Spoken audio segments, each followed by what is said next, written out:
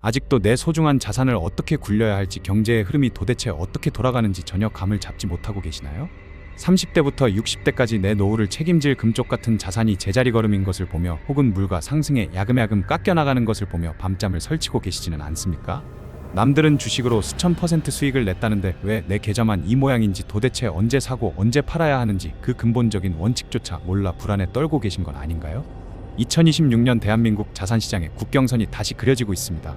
어제의 상식이 오늘의 재앙이 되고, 누군가에겐 평생의 기회가 열리는 거대한 패러다임의 대격변 시기입니다.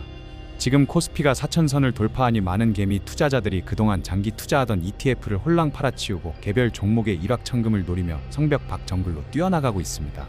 하지만 설계자의 눈으로 보면 이것은 매우 위험한 도박입니다. 준비되지 않은 채 정글로 나가는 순간 당신은 설계자가 아닌 거대 자본과 알고리즘의 비참한 먹잇감이 될 뿐입니다.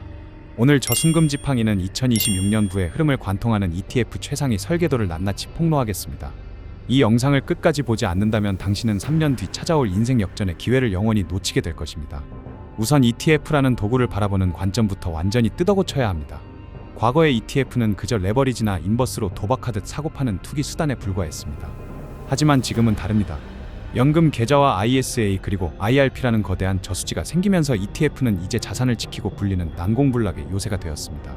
여러분이 S&P 500이나 나스닥 100에 투자하며 느꼈던 그 안정감, 그것이 바로 시스템이 주는 힘입니다.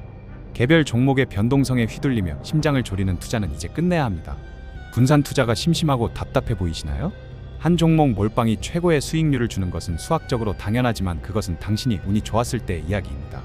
ETF를 통한 시스템 투자는 당신의 운에 기대지 않고 세상의 성장에 올라타는 가장 영리한 설계입니다. 2026년에도 조방원 즉 조선 방산 원자력 그리고 인공지능과 반도체라는 강력한 테마가 시장을 주도할 것입니다. 이 거대한 파도를 개인이 쪽배 하나 타고 넘으려 하지 마십시오. ETF라는 항공모함에 올라타야만 당신의 자산이 안전하게 목적지에 도착할 수 있습니다. 여기서 가장 중요한 설계 원칙 하나를 공개합니다. 투자를 결정하기 전에 당신의 가슴에 손을 얹고 나는 어떤 사람인가를 먼저 물으십시오. 세상에서 가장 어리석은 투자는 남의 말만 듣고 하는 투자입니다. 유튜브에서 누가 좋다고 하니까 혹은 지인이 샀다니까 따라 사는 투자는 반드시 패배합니다. 그런 투자는 실패했을 때 남 탓을 할 수 있어 마음은 편할지 몰라도 당신의 계좌는 걸레짝이 됩니다. 당신의 성격이 급한지 아니면 느긋한지, 손실을 얼마나 견딜 수 있는지 스스로를 먼저 분석하십시오. 손실을 못 견디는 사람이라면 변동성이 적은 상품을 선택해야 하고, 장기 성장의 묘미를 아는 사람이라면 복리의 마법이 극대화될 수 있는 성장형 ETF를 골라야 합니다. 투자의 기간과 목적 그리고 계좌의 성격을 먼저 살피는 것, 그것이 부의 설계자가 갖춰야 할 첫 번째 덕목입니다. 많은 분이 시드머니가 적어서 고민이라고 하십니다. 100만 원이나 1000만 원이 없어서 투자를 못한다고 말이죠. 하지만 이것은 가난한 자들의 고정관념일 뿐입니다. ETF의 가장 큰 장점은 단돈 10,000원으로도 세계 최고의 기업들을 내 포트폴리오에 담을 수 있다는 것입니다. 삼성전자가 액면 분할을 하기 전에는 한 주에 수백만 원을 호가의 소액 투자자는 감히 쳐다보지도 못했습니다. 하지만 이제는 ETF를 통해 단돈 몇천 원으로도 삼성전자의 주주가 될 수 있습니다. 시드머니의 크기보다 훨씬 중요한 것은 바로 루틴입니다. 저는 야구부 감독을 하며 뼈저리게 느꼈습니다. 실력이 뛰어난 선수보다 무서운 것은 비가 오나 눈이 오나 1시간 일찍 나와 스트레칭을 하고 캐치볼을 하는 루틴을 지키는 선수입니다. 투자도 똑같습니다. 단돈 10,000원이라도 매달 꼬박꼬박 같은 규칙으로 시스템에 돈을 밀어넣는 사람, 그 루틴이 깨지지 않는 사람이 결국 최후의 승자가 됩니다. 시드머니가 적다고 한탄할 시간에 지금 당장 10,000원짜리 ETF 하나를 사는 루틴을 시작하십시오. 자, 이제 2026년부의 지도를 가르는 가장 날카로운 기준을 말씀드리겠습니다. 그것은 바로 반도체 국경선입니다. 글로벌 자본시장의 헤게모니를 이해하고 싶다면 딱 한 가지만 기억하십시오. 그 국가가 반도체를 직접 생산하느냐 아니면 못하느냐입니다. 현대 사회의 피라고 불리는 반도체를 직접 찍어내는 나라, 미국과 한국 그리고 대만입니다. 이 세 나라는 반도체라는 인류의 쌀을 쥐고 있는 지주들입니다.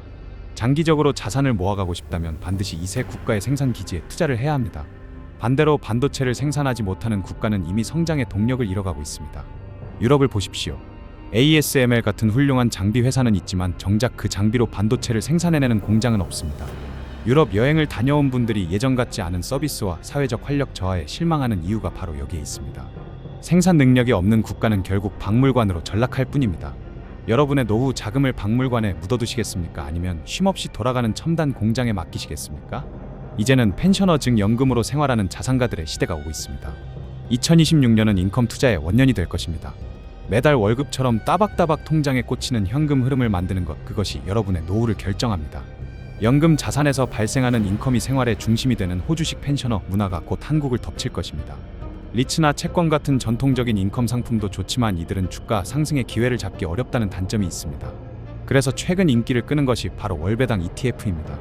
미국의 대표 지수나 나스닥 100 그리고 반도체 지수의 성장을 누리면서 동시에 옵션을 이용한 커버드콜 전략으로 높은 배당 수익까지 챙기는 영리한 설계입니다. 하지만 여기서 아주 차가운 진실 하나를 경고하겠습니다. 연 15%가 넘는 고배당에 현혹되지 마십시오. 기초 자산의 성장 없이 과도한 배당을 주는 상품은 결국 당신의 원금을 갉아먹으며 주는 독이 든 성배가 될 수 있습니다.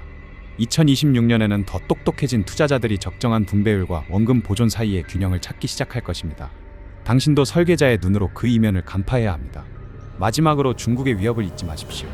중국은 삼성전자의 기술진을 스카우트하고 정보를 빼돌려 메모리 반도체 생산 능력을 키우려 안간힘을 쓰고 있습니다. 우리의 실리콘 방패에 균열이 생기고 있다는 뜻입니다. 중국의 추격이 매섭지만 동시에 그들도 미래의 헤게모니에 들어오기 위해 몸부림치고 있습니다. 2026년 ETF 시장은 400조 원 규모로 폭발적으로 성장할 것입니다. 시장의 변동성이 커질까봐 걱정되시나요? 오히려 반대입니다. ETF라는 간격 투자가 늘어날수록 시장은 더 단단해질 것입니다. 가격이 빠지면 싸게 살 기회라고 믿으며 루틴을 지키는 똑똑한 투자자들이 늘어나기 때문입니다. 당신은 이 거대한 흐름 앞에서 구경꾼으로 남으시겠습니까? 아니면 ETF라는 도구로 부의 국경선을 그리는 설계자가 되시겠습니까? 설계자가 되지 못하면 당신의 자산은 반드시 시스템의 먹잇감이 됩니다. 자산의 국경선을 다시 그리십시오. 미래는 바로 당신의 손끝에서 시작됩니다.